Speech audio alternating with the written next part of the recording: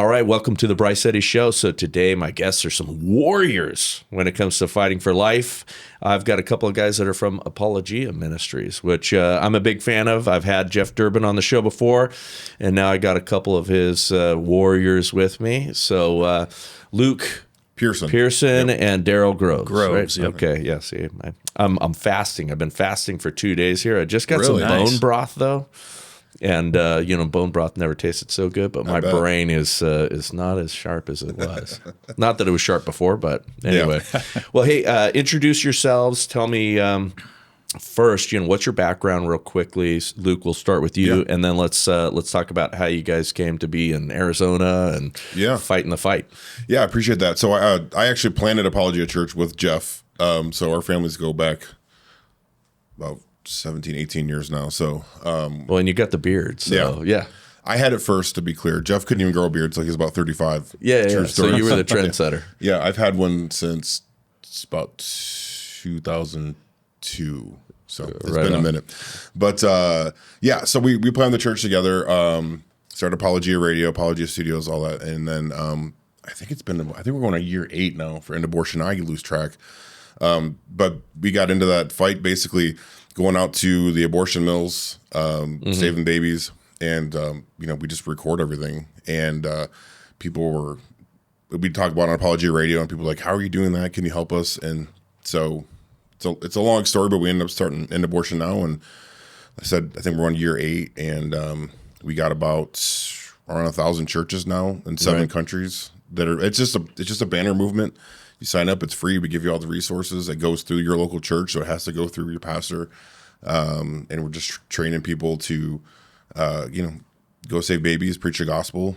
And then obviously we've gotten into the legislative side as well, which is how I'll let Daryl get into some of that. But we had started red state reform in 2001. No, I'm sorry, 19, I think.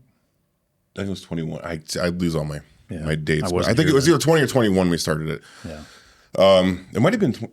It was before I got there. It might have been 20. Yeah. Anyways, we started that to be able to get into this fight from the legislative side. So it's a 501c4. So it's a lobbyist. It's our lobbyist arm. So End Abortion now is our gospel driven side, and then red state reform is our legislative side. So we can attack this from both angles. So.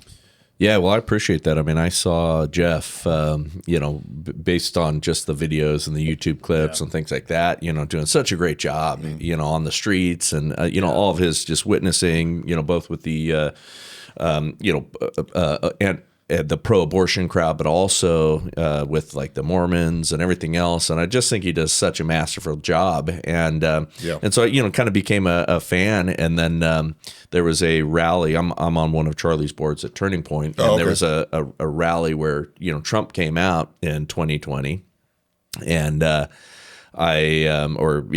guess it was 2020, and I saw him, like walking, a couple of rows in front of me, and so I stalked him to the restroom, and introduced myself. Oh, that's funny. Yeah, and ended up talking for an hour with him, and we both have martial arts background, so having fun talking about that, cool. And just doing great work. So I've really appreciated all that you guys are doing, and it's exciting times to live, and you guys have been really some of the leaders when it comes to the legislative stuff and everything else. So all right, I'm interested in you, Daryl.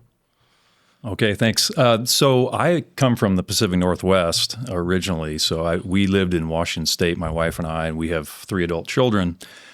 We were following Apologia for years, and I think maybe Ian may have been around a little longer than that, because I remember somewhere around 2016, I was really convicted by what you guys were doing in front of the abortion clinics. I know you're at least making street film on that. Yeah. So, but I followed you while I was working for British Petroleum, and one of the things I did for British Petroleum just as a volunteer, we did kind of some civic action, because the left is always going after big oil. And so I was the chair of our civic action program just locally at our oil refinery. And we would do little campaigns down at the Capitol to try and push back against carbon taxes and things like that. So I've always had a desire and a propensity to be involved in politics and whatnot. So fast forward, I retired a little bit early from British Petroleum, about 29-year career, And then I took a year off, and I was offered a job that I really wasn't looking for to come down to Arizona. And we had a desire to come down here because of everything you just said, Bryce. The street apologetic was compelling to me, everything they were doing in front of the clinics. And so I got offered this job, and my wife and I prayed about it. We asked God to close the doors if he didn't want us to come, open the doors if he did. And the doors just opened wide for us. And so we followed God's lead, and we came to Arizona, and we got involved with Apologia right away. Within a month, I was in front of an abortion clinic, handing out gospel tracts and, just trying to give people the gospel and try to convince women not to kill their baby that day. And over time, I was just so convicted that more needs to be done. And I did have a little bit of civic action background, and it just naturally developed over time. And I ended up quitting the job that I went there for. I was convinced that's not why God brought me to Arizona. And so what we did in our church was, because of all the bills of equal protection we're doing across the nation and all these various states, we needed to try and raise people up in those states, and we can't just do it from Arizona. So what we do when we have an event is we try and call people, Christians, to come and attend the events and to call their legislators and support the bills of equal protection that we're promoting. And so we raised up a small army just within our church to do that. It was like 80 people on our group. And so that's just something I do on the side and to help end abortion now. And that developed into joining with Red State Reform, which is more directly civic action and going to the Capitol and engaging with legislators there. So that's kind of my short story. Amazing. Well, going back to, and I think that Christians who have not, stood in front of an abortion clinic, and even if just standing there and praying, with others who maybe feel more comfortable with the direct conversations and things like that, I think it is such an important thing to understand this fight, because there is an oppressive, evil darkness in those buildings. Just standing near them, you feel the oppression and you feel the demonic spirits. I mean, it's really incredible. And I've done it a couple of times. And my girls, my daughters, three of them have been pretty active and participating in those things, and they feel it too. I mean, it is an incredible oppressive spirit. Sure. Yeah. So, and the reason I'm saying this is because I think every Christian should experience that at least once. Sure. And I believe that you'll be far more serious in your faith and far more serious about this issue because you feel the demons. Yeah, you do. Yeah. Do you know Rusty Thomas? I do. Yeah. Yeah. So his wife wrote a book actually on about the spiritual, satanic worship that actually it's been proven that goes on in the abortion clinic. So he's been out here, and we did a event at the Old State Saloon, and he participated in that. And I had AJ on my show live, and we talked about the issue, and a lot of those early pioneer guys were there and attending, for some of our efforts through the White Rose. But it's he's amazing. Yeah, he's our father in this fight. So yeah. Well, I wanted to get to why you guys are here now, because, there's a lot of battleground states, and I think they have a different complexion, each one. Arizona is one of those places, and it has been, and it's been such a fight on the political front, and it's one of those purple states that has all kinds of, corruption and cartel control and and other things that are unique to it. But Idaho has its kind of different issues in that we are perceived as being super conservative, and yet you've got a lot of really people who are just dead in spirit here, who are conservative kind of by default and don't participate, whereas the left and the enemies of God are working overtime to see where they can get a foothold, and they do have a foothold here. And so, this is a kind of unique battleground in its in and of itself. So, I'd love to get why you guys are here and what your perspective has been, working here. Yeah, no, I appreciate that. I mean, you have a similar problem here we have in Arizona too, and that's a large majority of LDS, which are very conservative when it comes to voting. But then there's like you mentioned, you get into some of the specifics and you get some roadblocks, which is partially what's going on here with the bill. So we actually have a pastors meeting tonight. So what we like to do is when we get a bill in different states, we'd like to go in, meet with the pastors, meet with the local church, church leaders, say, hey, this is a bill going on in your state. Let's get involved. Here are the players. Here's who's running the bill. Here's who's supporting it. Here's who's in opposition that's holding it up. And so that's kind of the plan tonight. That's why we're doing that. So we're Senator Shippey is the one running this bill. It's SB 1059, I believe. So it's his bill, and it's being held up in committee by a Mormon. Right. And so, they have a unofficial church doctrine that they will always have exceptions. That's kind of their position. So that's part of the issue we've run into Arizona is they just won't pass a bill if there's not exceptions in it. So, but it's being held up in committee, just won't go. So it's a bill of equal protection. So essentially our bills, and you just had Bradley Pierson, he wrote this bill. He writes all of our bills. And essentially it's just a bill of equal protection saying that life from conception, or it's a human from conception, and should be treated the same inside the womb as outside. Basically, it's super simple. There's not a lot to it. Yeah. And so that's the bill. That's why we're here. We're just trying to bring awareness and keep this ball rolling into the next session. So. Amen. Mm-hmm. Yeah, it's interesting. I had an argument with a kid the other day. I mean, nice kid. He was, Tesla's being protested here over the weekend, and there was, in Idaho, it's going to be difficult to get enough of them out. But they had 20 or so on the other side. Okay. There was like 250 of us. And I walked over there, and there was a nice, polite kid who was willing to have conversation. Young guy, about 25 years old, and I liked him, instantly. And I kind of joked with him, hey, you're better looking. You're too good looking to be over here. You need to be on the other side. I look at all these people. They cultivate ugliness and all things, including their spirit. And ended up, grabbing a beer with him afterwards at Old State Saloon, and he came to our church the next day, and which I really appreciated. And he's open to conversation, but over that beer, we were talking about this issue, and he was trying to wrap his mind around and push back against the idea of life beginning at conception. And I usually just hit people and correct them and say, look, we all know that. If you don't interrupt it, either by some natural force or by some external force, that life is going to develop into a human being. What we're really arguing about is when it has value. Yeah. And that's really it. Yeah. And I've gotten a surprising number of, super pro-aborts to at least admit to that. Because you can't deny the science of when it begins. So stop the nonsense. You just don't believe it has value, and I do, and I think that's the core of the argument. Also, with like the exceptions, the Mormons or the LDS are talking about. All that is.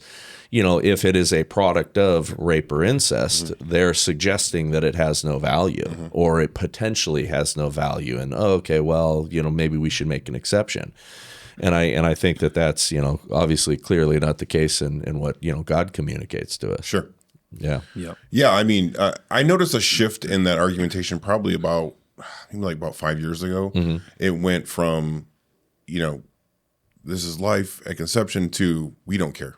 We just want the right to kill our baby. Like literally, we've literally had women. The further left people have moved, they're like, I'm going to celebrate it too. Yeah, and they've literally said, I want the right to murder my child. That's literally the words that have come out of their mouths. And 100%. And I mean, Jeff just had a post. This is crazy on X 4 days ago, about 3 days, where he was in Georgia, and he had showed a picture of this man holding this young girl, and this man had convinced the baby's mom had been raped, and he convinced her, she was 13 I think, convinced her to not kill her baby, and so he's holding this child, and just like Jeff's like, look at this. This is what actually we should be doing. And it got it was like 12 million views in 3 days on X. Wow. Like it just went nuts. And to see the comments under it from the pro-aborts from the left, just literally mind-numbing, just stupidity. Yeah. You know, it was just like, goodness gracious. But it's a perfect picture of where we're at. Yeah, I mean, they're obviously under Yeah. a massive and great deception, which is why in many cases, you know, unless God opens their eyes or touches their heart, you know, you're not going to get anywhere. But like this kid, you know, I told him, hey, listen, if you pursue truth, you're going to end up over here with us, you know? Sure, yeah. And those are the people that we need to reach by some of these arguments and persuasiveness. Yep. The other folks, man, I mean, we got to just pray for and you know, hope that you know, God opens their eyes. Sure. Absolutely. So, have you guys made any progress with getting this out of committee, or you know, have you been able to talk to that particular legislator, or you know, what's that been like? Has it been fruitful? Yeah, I mean, I've talked with Shippy, and it's literally just sitting on the desk. Here, I can pull up the whose desk it's on. It's literally just sitting on this senator's desk. Is Guthrie, right? Guthrie. Yeah. Right, yeah. He's LDS. He's head of the committee. It's just sitting on his desk, and he's just not gonna. So it's gonna get squashed. It's not gonna get a hearing this because I think your session ends. It's like any day now, I think. Yeah. So it's not gonna get anywhere. But they already have was like 15 or so co-signers, I think, between the Senate and the House. So it's getting a lot of support within both sides of the legislature. And so, like I said, we're at this point where it's kind of just education, discipleship, you know, of the Christians in Idaho to say, hey, this is what's going on. This is going to carry on to the next session. We need to keep the ball rolling. So yeah. Now, talk a little bit about the current battlefront across the country, because I know that this battle, once it got, you know, Roe v. Wade got overturned, you know, everybody was excited, but, you know, that just changed the dynamic of the battlefield. And now it's state by state by state.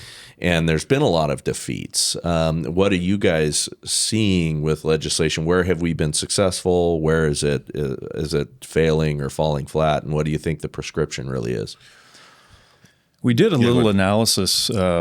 We had a meeting after the election, and you know, we were just trying to look at what happened. And one of the things you see is the pro-aborts have a plan, you know, and they see the Constitution as their plan, where they can do constitutional changes by proposition across the nation. So in the states where they can do it, they're going to do it, and they've got a lot of money. And so what we're seeing is they can outspend us. Like in every state. In Arizona, they outspent us something like 20-1. I think they dumped about $20 million in Arizona for just the amendment to the Constitution. The amendment just to kill babies. Just to kill babies. It's wild. And all we could raise is about $1 million to message. So they're messaging, and they also have the media on their side, so that's free, you know, to them. And the same thing, they outspent. I think in Florida it was something like, was it 17-1 outspend? Yeah, I think so. Missouri was like 32-1. And so that's kind of what we're up against. And they're okay doing that. Like, they have deep pockets. And I think one of the things that they ran into they didn't expect was they thought abortion would be an issue they can drive Democrats to the polls on, and then they win on the down ticket. Yeah. And they actually didn't do that this year.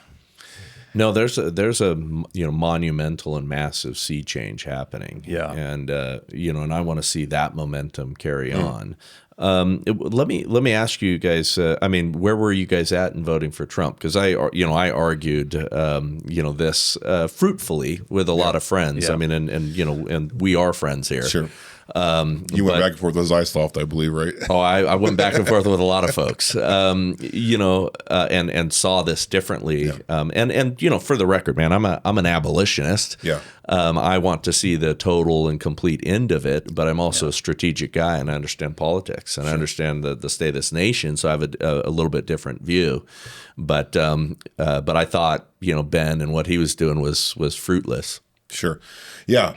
It's funny because I was getting asked this a lot prior to the election, and I just kept saying, vote your conscience. And I meant that because I didn't want someone going and voting for or against Trump or whatever based on what I said. I wanted them to vote with their conscience. Yeah. Because I understood, I understand the Christians who are like, we need to vote. For the record, I voted for Trump.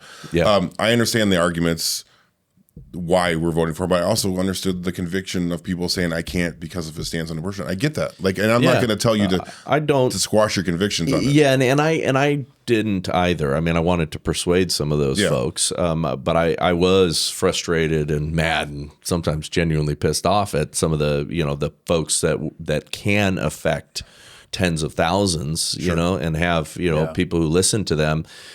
Because I made the simple calculus at the time. I was saying, hey, Biden equals more dead babies. Oh, for sure. And I think that's that really was well established because that's what that entire side wants, right? Yeah. And while I thought Trump and J.D. Vance handled their messaging poorly, it is a far more pro-life administration than not. And I hit Ben, with the well, this wouldn't have happened without Trump on the, Planned Parenthood defunding movements, and it's like, okay, we're getting a little bit closer. But, there was other guys that I'm very close friends with that, changed their positions a little bit. And we're like, okay, yeah, I did end up voting for him. Yeah. And I think that we can influence the administration more deeply than we imagine. Oh, for sure. I mean, and there's some amazing Christian brothers that are being put in the cabinet positions in his administration. Mm-hmm. Some guys that we're close with, especially on the military side, that I'm very excited about. So I mean, we now have an opportunity to really try to end this. We have the other option was we have influence now, and we would lack influence otherwise. Absolutely. And it was Doug Wilson who said this is round one, right? Yeah. And we need to win round one against the Marxists, and then let's get to the rest of it. I think job of all of us here and everybody who is conservative Christian is we need to kind of take the reins over for our party, and we have to, we have to really establish, that we are returning to, our roots and our values. We've been talking about that just on the way here. Like we're at a place where we have to raise up legislators that are going to do righteous bills, and it's. I think the church has, and I'm not going to get into why I think so. It's another discussion, but we can. We can talk about anything you want, brother. I don't want to sidetrack this too much. The church has, gotten out of politics almost completely, 100%. And I think a lot of it's eschatological. That's what I was getting to. But it's well, they have an incorrect eschatology. Yes, I was yes, but I mean, I was raised to think, why polish brass on a sinking ship, sort of a thing, and one thing I got from my friend Joe Boot. I don't know if you know who he is, but he's actually British, but he says that politics is nothing more than legislated morality. And it's not a question of, are we going to legislate morality, but whose morality are we going to legislate? That's right. And so the church has just been like, oh, we're Republican all the way. They're handling it. Some religious ideology, even if it's just secular humanism, will reign supreme in a culture. And for many years, it was a Christian foundation that really was at the core of our politics. And politics is just defined as how we organize ourselves. I mean, that's a simple definition. Sure. And for the church to not be involved in how we organize ourselves is a tragedy. Absolutely. And really, they're abdicating responsibility. Absolutely. And that's men abdicating their responsibility for leadership. Absolutely. Totally agree.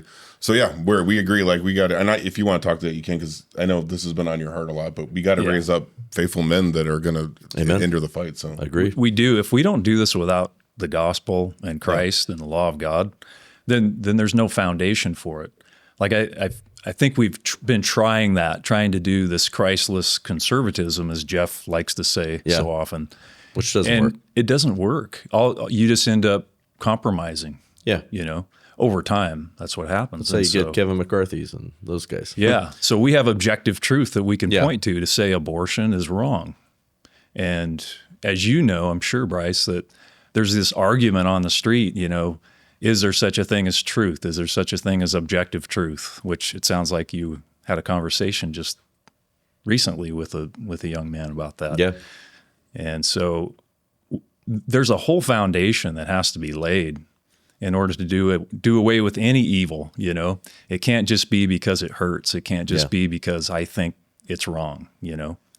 Yeah. Well, that was my concern with the, some, and I think, I think you guys strike the right balance, and it's clear in our conversation, but some of the abolitionist types where it's like the only thing that we're going to go for is a complete, ending of abortion, at the legislative level. And that's what we're fighting on. My problem with that is if you don't have the churches, right? Yeah. If you don't have, I remember, and this is probably going back 15, maybe 20 years ago, finding out from a crisis pregnancy center that they were refused to, most churches refused to put their little table out on Sanctity of Life Sunday. Yeah. And I'm like, wait, how is that possible that the churches, aren't willing to let you have a table? Yeah. Well, it was too controversial. Yeah. Oh, they didn't, uncomfortable. Maybe there's some people here that are going to be uncomfortable with that, and it's like, wait, what? And it didn't compute at the time. And that's when I started to realize that, wait a second, we don't really have the majority of churches. Because like the, LDS, if you talk to, and I talk to Christians all the time in just general conversation, almost all of them will say that, well, maybe up to a certain, time period, abortion's okay, or, well, maybe, and when you have Christians adopting that position, then, who do you really have in a culture and a society, which is what led me to argue from the perspective that we need what you're talking about. We need an actual revival for Christ. Sure. Yes. We need the church to, to come to Christ. We need people to come to Christ. We've got a generational problem here that requires a big shift and a generational solution. Yeah. So unless we do that, we aren't going to win across the board. So, absolutely. For us, it's a matter of discipleship. Yeah. Right. Amen. And, Proverbs 29 says, where there's no prophetic vision that people cast off restraint. And prophetic vision is just saying, hey, abortion is sin. Yeah. It's murder, it's sin. Like that's as basic as you get. Right. And so the church has just failed to have a prophetic voice into the culture. And what we're seeing is people casting off restraint, saying, I don't care. I just want to murder my child. Like, we're literally watching that take place. Yeah. And so we realize, like, it's going to be a process. It's going to take some time, and it's not going to happen overnight, because it has to come, like you said, with revival. It has to start with the gospel. And so us, putting all these equal protection bills in around the nation, it's part of that process. It's that prophetic vision. Yeah. And it's growing. And would we have this year 16, 17 states, I think? Like, so it's... We're around 20. Yeah, around 20 now. So like it's and one of the coolest things was, so we had a bill in North Dakota, and they had 16 supporters and went to the floor, went to committee and to the floor, which we've not had really in any other states. 16 supporters, and they're here on the floor, House floor in North Dakota, talking about the gospel. Wow. And God's law and life beginning at conception. And it was amazing. And it didn't win. It got squashed. It didn't pass the floor vote. And they were super discouraged. And I was like, no. You don't understand how amazing this was. Like, we're celebrating because you were planting seeds. Yes, right? It was incredible. And minds are being changed. And so it's a process. It's a discipleship process. And so that's how we view it. Yeah. We're happy just to see it get to a House floor. Yeah. Usually it gets squashed in committee. Like here. Yeah. Yeah. And so for it to get to the House floor, that was one win. The next win was to hear the Lord being talked about in the Bible as they're debating it on the floor. It was incredible. Yeah. And so huge win in that respect. Sure, yeah. So we need more of that. Yeah. Yeah, that is cool. What other is it just that bill that you're trying to get? And you said Bradley's been writing these. Sure. It's kind of that's the one that we're thinking we're going to have the success on, or primarily, especially for end abortion now. With Red State, we set it up so we can do other stuff as well. Actually, when we started, we were fighting the masking and COVID stuff. Right. But primarily that's our main focus. That's kind of what we're all in on. But we do other, we've been focusing on other bills. Like we worked on the amendment stuff this year. Even like the defunding Planned Parenthood, like we would view that as a righteous increment. Yeah. Right. So something like that's a righteous bill that, so that's, there's other stuff that we can do as well. So. Yeah, that's good, and I'm glad to hear that from you guys, because I think anything we can do to stymie the other side. I mean, that's what they do to us, Absolutely. right? Sure. And that's why they're so effective. Is every little bill that they do in California to separate parents from their kids. It's just one little thing. One more little area and to break up the family, and they'll do it over time. And so. Yeah. If our enemy understands that, sometimes those, righteous increments, as you said, on our side will work because they've got those evil increments on their side that they understand, how to do time and time again. Yeah, absolutely. One small example in our state, we had some bills. It's not equal protection, but it's mandatory teaching in 7th and 8th grade public schools. You have to teach the development of a baby in the womb at every stage of development in the womb. So I went and spoke on behalf of that. I think that's a good thing as long as, it's done correctly. So one of the things that I learned that I thought was fascinating that I'd love you guys to touch on is some of the biggest pro-life organizations are the ones that are squashing a lot of these things. And that is so concerning. And we saw that, with a couple of prominent examples recently where, it's like a head scratcher. To talk about, kind of that, the internal politics or the weirdness of this fight. I mean, honestly, that's what's stopping our bills. It's not the left. Yeah. It's the pro-life industry. It's the big pro-life names. And that's what happened to us in Louisiana 3 years ago. And my dates all just become one long day. Yeah. Everything since COVID is like that. It's like we had that bill went past committee in Louisiana, went to the floor in Louisiana. We had the votes for it to pass the floor, and day of something happened where all the major pro-life organizations across the nation signed this letter saying, we're not going to support this bill. We will not criminalize mothers. Yeah. And they literally formed a coup against our rep there, literally locked him out of a secret meeting and went into that meeting, said, do not vote for this bill. And you want to know who was the head of where it was coming from? Mike Johnson. And then shortly, and so we actually have a documentary called The Fatal Flaw. You can check it out, but it talks all about that. And that was before he became Speaker of the House. And he was a good friend of our Pastor Brian Gunter, who's actually here. I'll be speaking tonight from Louisiana. He was in support of all this, and then something happened. It literally came down from the top, and from SCOTUS, literally, because it was right before they overturned Roe, and they said, do not pass this. And so our faithful representative got completely just stabbed in the back and stonewalled on the floor. It was disgusting, but it came from all the pro-life groups. You name them, they came from them. And so it was just like, we were like... legislators who voted it out of committee, then turned and voted against it on the House floor. Yeah. Well, Jeff Durbin opened my eyes to that issue a little bit on my show, because I when I had him, I think it was maybe 21 or 22, something like that, when he came on, and we and so I was committed pro-lifer, but just didn't understand the dynamics of all this stuff and what you guys were doing. But that issue with the holding the mothers accountable, shouldn't really be a sticky issue. I just don't think people understand it. Right. Yeah. If you don't really make it a very serious issue, then you also, if you're not holding them accountable appropriately, then you're also not able to even go up the chain and go after the men that are pressuring some of these women, the traffickers, the pimps, all of those evil folks. And that is, oftentimes, I mean, not all the time, but often enough, that's who's driving and paying for some of these abortions is, knocked up this gal and, whoops, I'll go get it taken care of. And there's a wickedness there. And what people fail to recognize is when you hold the mother accountable, you can also show her mercy.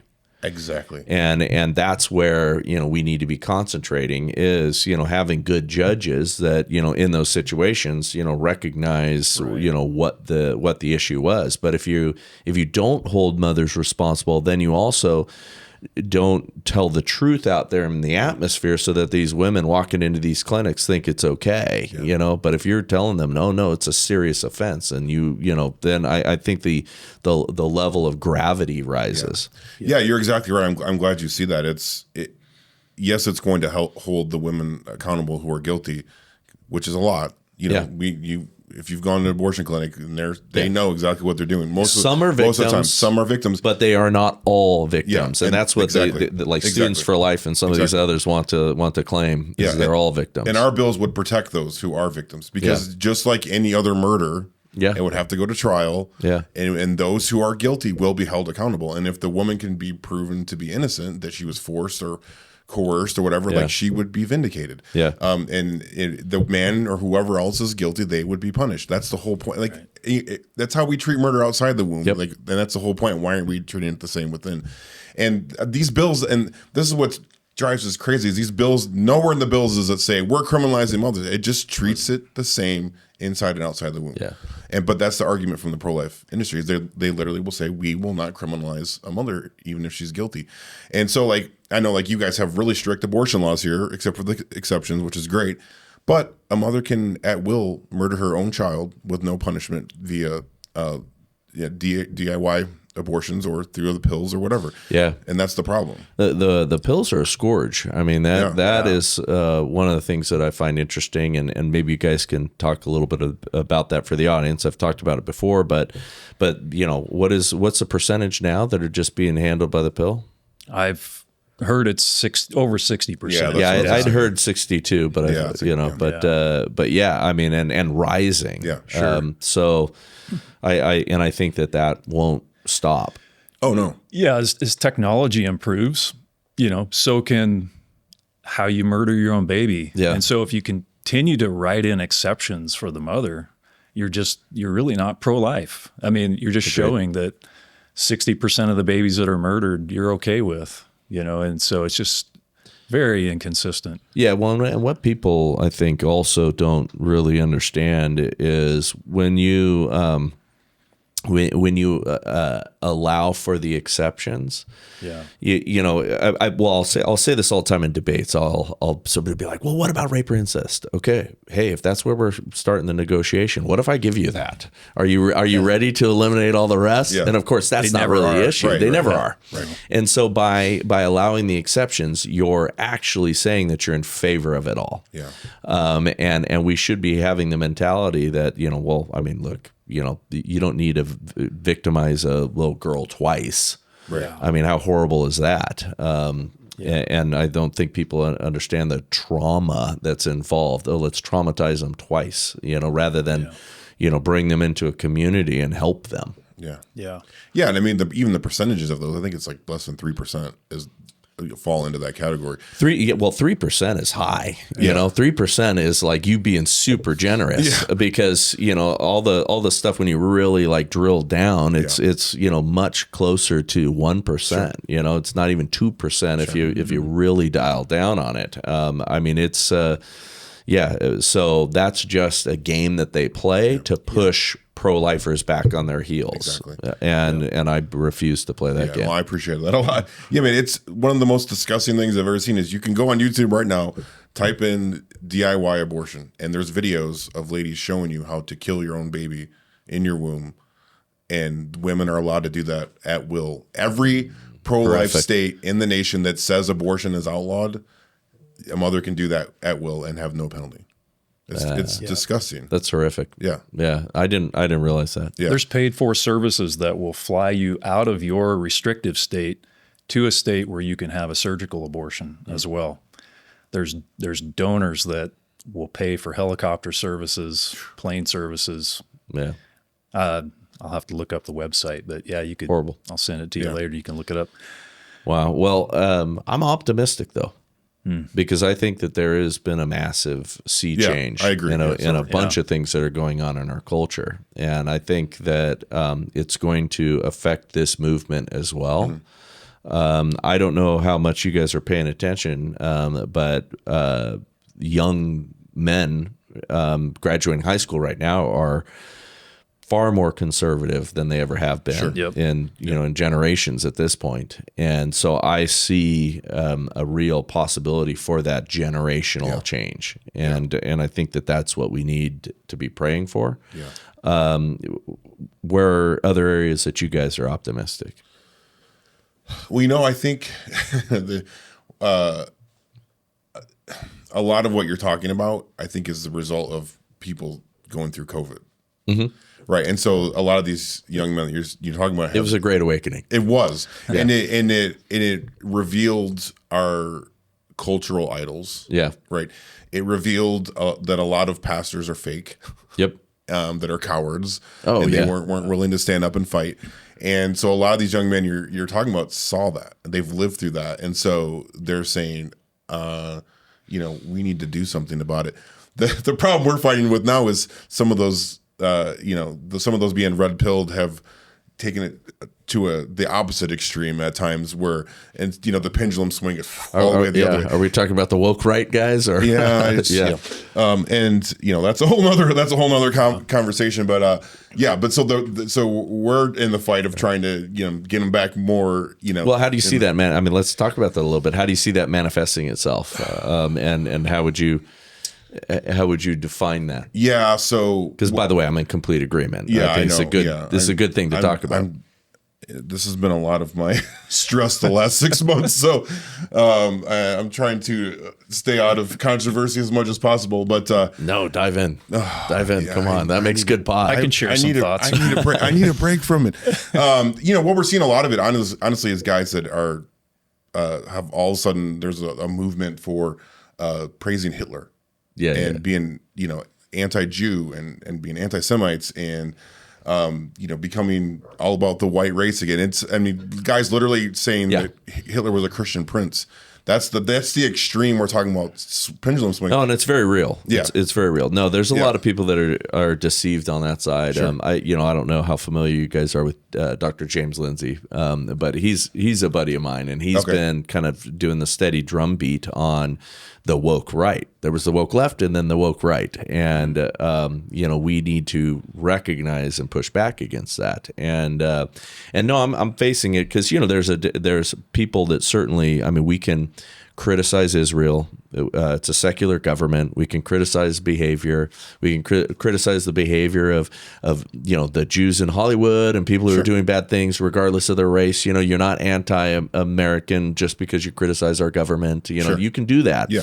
But I'm watching the sentiment of Jew hatred rise, and actual people who hate Jews are being given cover by people who are just being knuckleheads. 100%. Yeah. So I share your concern on that. I appreciate and it is. Yeah. No. It's a huge mess. I pushed back on some of that stuff and say very clear statements along these lines, and then all of a sudden I'm being paid by the Mossad.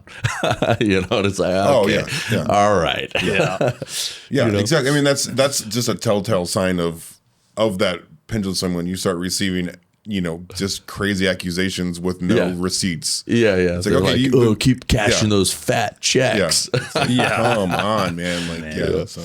We've been dealing with that a little bit. You said you had some thoughts? Oh, not so much on the Jew hatred, but more around the church. The seeker-sensitive movement, I think, is in its death throes. I think running alongside of that is the feminization of the culture. Young men are tired of it. Yeah. And so one of the things that keeps abortion alive, I think, is the seeker-sensitive movement, because you got to get people in the church. You got to keep them in the church, right? And so if you talk about controversial issues, you might offend them. Yeah, it doesn't fit the model. And there goes your paycheck. And young men, I think in combination with that, it's young men being told, they don't have a voice, male masculinity is toxic and all this stuff, and they're tired of it.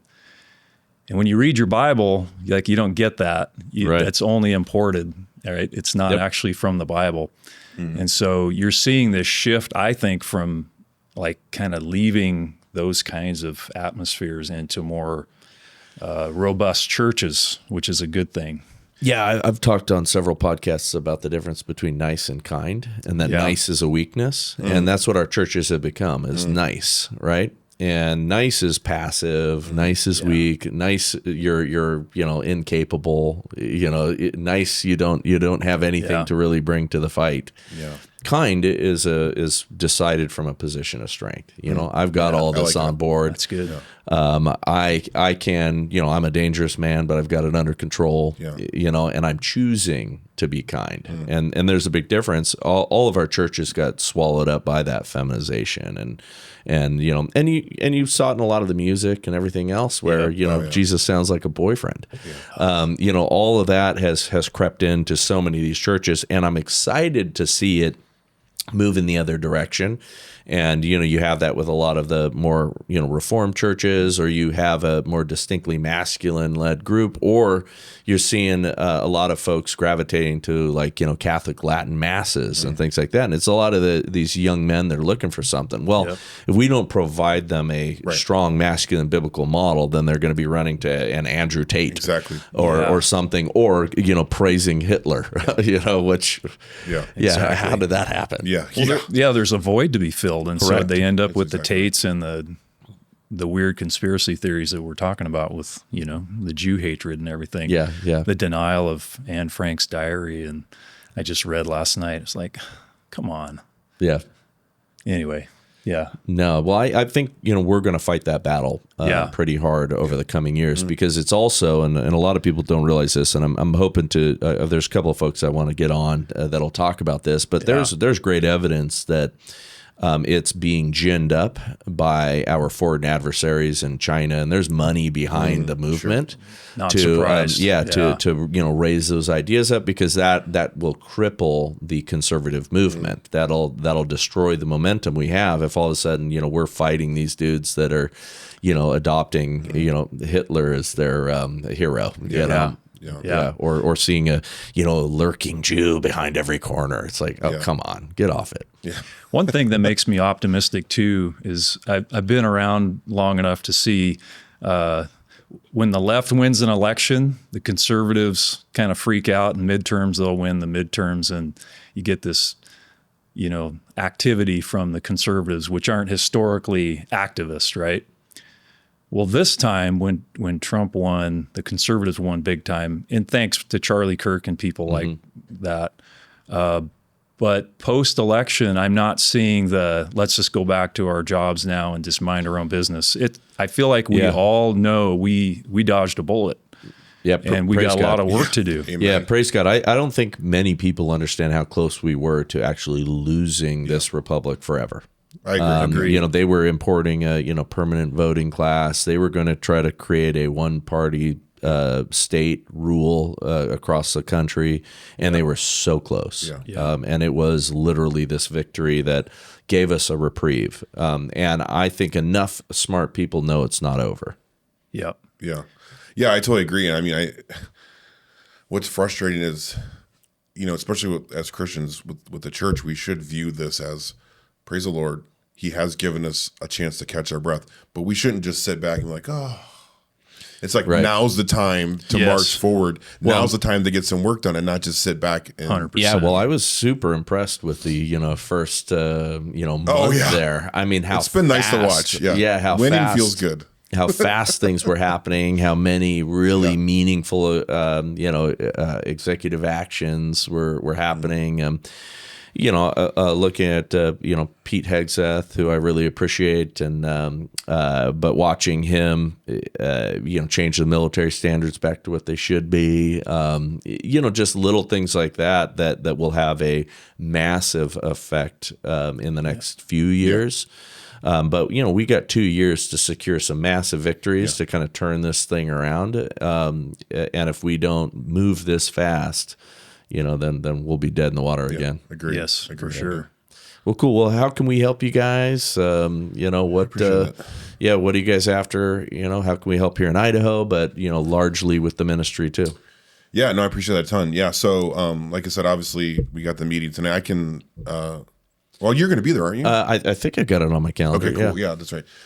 So just sharing that, they actually put out the there's gonna be a live feed, so you want to share that'd be great. But just you can go to endabortionnow.com, and we're just, again, it's just a movement of the church, and we depend on faithful Christians to help support it. We're providing all the resources for free for people. Like, we're not trying to make money off of this. So obviously that'd be helpful. And again, with Red State, we're a small operation. God's doing a lot through us, and it's just a handful of us at Apologia. Yeah, but I mean, you guys have been small and mighty, though. I mean, it's amazing watching what you guys have done. It's really fun. All God, I can tell you. Yeah. Nobody takes a paycheck in our group. We just, we're just grassroots, and we're standing on the Word of God and trying to move the needle and have influence. Well, that's how you can tell you guys really want abortion to end, because most of these organizations, if abortion ends or there's too much victory, I mean, there was some genuine panic when Roe v. Wade. They thought their funds were going to dry up. I mean, behind the scenes, activists, they win by keeping things going. Unfortunately, I mean, honestly, like, some of the salaries for the high ups, are as much as our entire budget for the year. And so it's big numbers. Yeah. So I appreciate that. Yeah. Well, I appreciate the scrappy workers and all that you guys are doing. And it is clear God's blessed it. Well, how do we say, once again, how do we follow you guys? Red State Reform on X. And we've got a redstatereform.com. You can go there, read some articles, see what we're doing. Yeah. All right. Yeah, and then endabortionnow.com, and I think on X we're End All Abortion. So yeah. Okay, awesome. Well, praise God, guys. Thanks for coming in, spend this time with me. Thanks, Bryce. To God be the glory, and we are out. Amen. Hey, thank you for watching or listening to this show. If you are someone who listens to us on the podcast apps, please go to our Rumble channel. Even if you're not going to watch us there, we'd appreciate you hitting subscribe. We want to boost those numbers up and make sure that channel continues to grow. But again, thank you so much for listening to us.